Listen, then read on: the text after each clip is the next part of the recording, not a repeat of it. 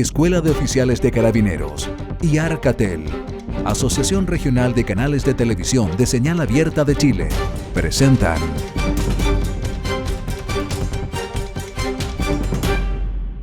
Portavoz Noticias. Hola, ¿cómo están? Bienvenidos a esta entrevista de los domingos acá en Portavoz Noticias. En esta ocasión para hablar de inclusión, porque es un hecho, todavía tenemos grandes deudas en muchos de los aspectos en nuestro país en materia de poder abrir las puertas a las personas con discapacidad. Eso lo hemos tratado de manera constante y permanente acá justamente en Portavoz, pero hay una arista que no se había abordado, que es el tema del turismo, porque desde luego todos en vacaciones queremos descansar, queremos recorrer, queremos conocer también lugares y que puedan estar aptos para recibirnos a todos es sumamente trascendente. Sobre esto justamente vamos a conversar con Marcela Cabezas, directora nacional del Cernatur, porque parte de justamente esto, la inclusión ha sido la temática de un seminario que ustedes recientemente han tenido y que busca cambiar un poco quizás la conciencia de los empresarios turísticos en Chile y empezar a abrir las puertas, ¿no? ¿Cómo estás? Bienvenida. Muchas gracias, Rodrigo. Efectivamente, este seminario está enmarcado, estamos celebrando ya próximamente la próxima semana el Día Internacional del Turismo, y la OMT ha designado este año como el año del turismo accesible, turismo para todos y para todas. Es en ese marco en que nosotros hacemos este seminario. Hay que primero señalar que el país ya viene trabajando el tema de accesibilidad hace un buen tiempo. Hemos avanzado en el país, sin embargo nos queda mucho por seguir avanzando. El primer granito que uno puede mencionar es el del año 2010, con la ley que regula el tema de la accesibilidad en general, en los lugares públicos, etc. Y también viene una nueva ordenanza que salió este año, que hace que los espacios públicos se hagan exigibles también con cierto tipo de características que se les exigen principalmente al sector público, a obras públicas, a edificios públicos, etc. Y después, en 2019, se hacen exigibles ciertas características que vienen en la ordenanza a edificios privados.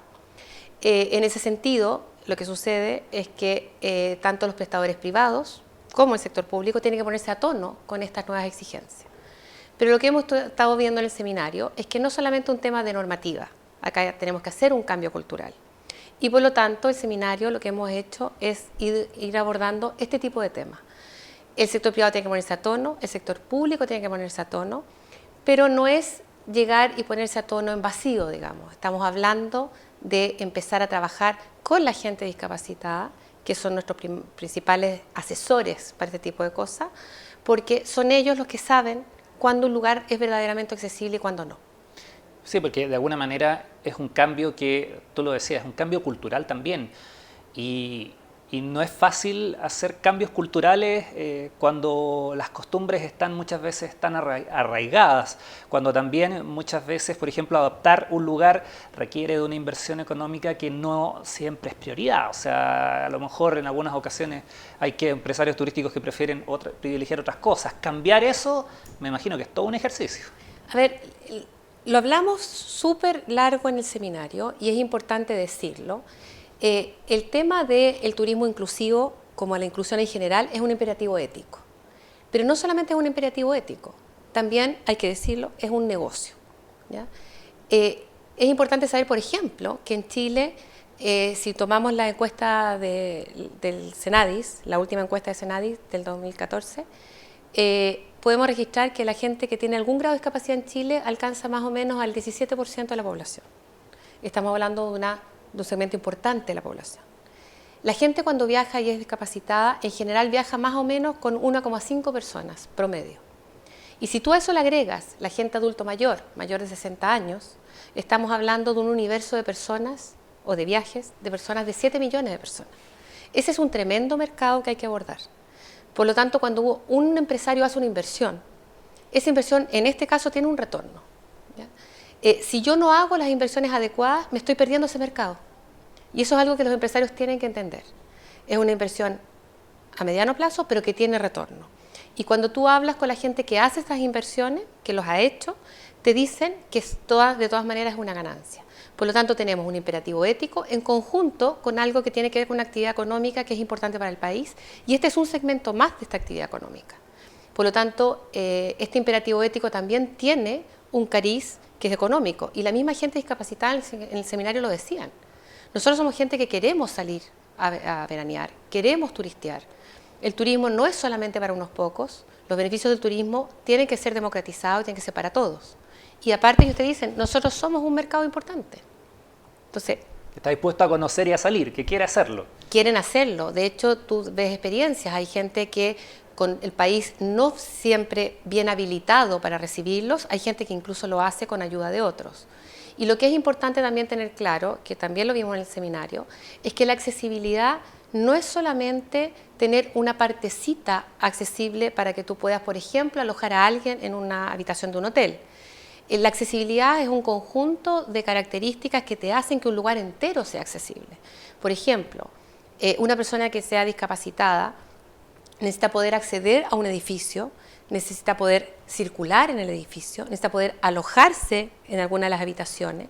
Por lo tanto, necesitamos, cuando hablamos de un edificio accesible, un hotel accesible, estamos hablando de un espacio en que se puede circular por ese espacio y se puede recorrer ese espacio.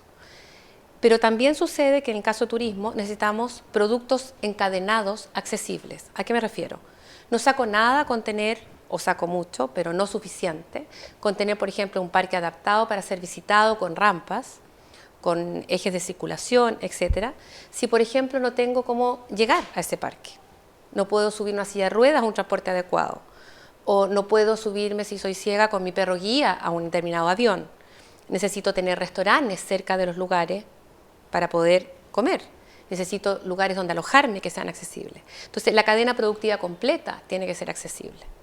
Es todo un cambio en ese aspecto que hay que hacer y que, por supuesto, implica, por ejemplo, lo decías tú, el tema de una persona que tenga problemas visuales, que sea ciega de frentón y que en definitiva no pueda llegar más que con un perro lazarillo. Hay muchos restaurantes que cierran sus puertas a los animales y se produce esta pugna. En los aviones es lo mismo. Ha habido casos en donde ha habido estos conflictos entre cuándo se debe llevar el perro y cuándo no. Bueno, hay ciertas ordenanzas que hay que hacerlas cumplir, hay ciertas normativas que hay que hacerlas cumplir. Nosotros estuvimos entregando en el seminario que tuvo lugar el jueves y viernes de la semana pasada, de esta semana que acaba de pasar, entregamos esta guía, ¿ya? Que es una guía que estamos, no sé si ahí se ve, es una guía de recomendaciones, es una guía muy simple, pero es ilustrativa, de alojamiento inclusivo, en que, por ejemplo, en alguna de esas partes dice, el perro de asistencia o perro guía se reconoce por una medalla que pende del collar o un parche adherido al peto arnés, etc., debe ser permitido en cualquier lugar del alojamiento, incluyendo comedores y habitaciones. Pasa lo mismo con las líneas aéreas. Entonces, esta es una guía que te habla de cómo recibir a las personas con discapacidad. Por ejemplo, cuando tú llevas a un hall de un hotel, el mesón en que tú recibes a los turistas tiene que tener distintas alturas. Hay cosas que son muy simples, que no requieren una gran inversión, pero que hacen inmediatamente que estas personas se sientan acogidas. Tienes que capacitar al personal. Entonces, hay una serie de actividades, hay una serie de inversiones que tienen que empezar a hacerse, que están en las normativas, que se van a hacer exigibles y que te cambian la conducta de las personas que recibimos a gente con discapacidad. Y también, en el fondo, nos permiten ser un país en el que estamos todos hablando de equidad todo el tiempo. Es un tema latente. Este es uno de los temas también para ser el país más democrático y más equitativo.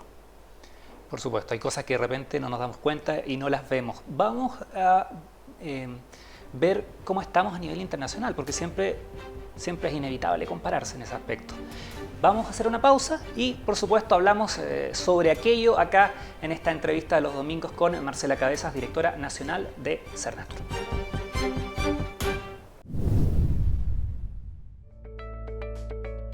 Casa,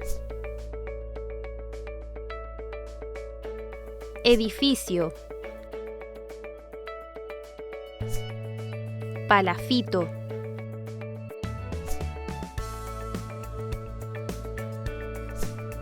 casa rodante,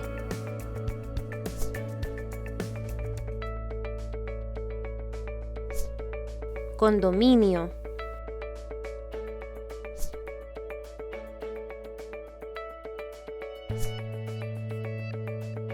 Living.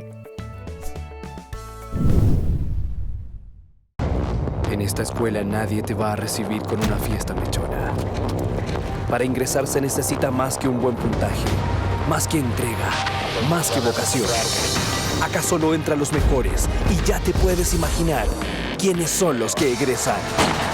Porque si esta escuela fuese para todos, no sería para ti. Postula a la Escuela de Oficiales de Carabineros de Chile y conviértete en el oficial que Chile merece.